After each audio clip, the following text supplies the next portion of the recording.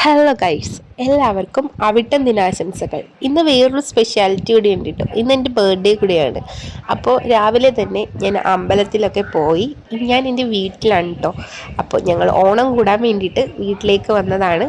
അപ്പോൾ അന്ന് രാവിലെ ഞാൻ കുളിച്ച് അമ്പലത്തിൽ പോയി തൊഴുതു പ്രാർത്ഥിച്ച് വഴിപാടൊക്കെ കഴിച്ചിട്ട് നേരെ വീട്ടിലേക്ക് വന്നു.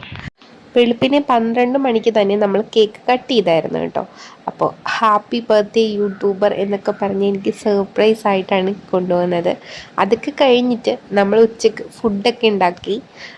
ഫുഡിന് ഉണ്ടായിരുന്നത് ചിക്കൻ കറി, മോര് കറി, പിന്നെ അയിലക്കറി വറുത്തത്, ഇതൊക്കെയായിരുന്നു കേട്ടോ സ്പെഷ്യൽ.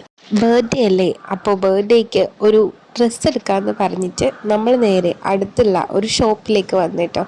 ഇതാണ് ഞാൻ മേടിച്ച ഡ്രസ്സ്. അപ്പോൾ ഐഡൻറ്റിറ്റി എന്നാണ് കടയുടെ പേര്. നമ്മൾ അവിടെ കയറി ഡ്രസ്സൊക്കെ വാങ്ങി.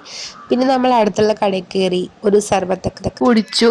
അതിനുശേഷം നമ്മൾ വീട്ടിൽ വന്നപ്പോഴത്തേക്കും അമ്മ ചായയും പഴംപൊരിയൊക്കെ ഉണ്ടാക്കിയിട്ടുണ്ടായിരുന്നു.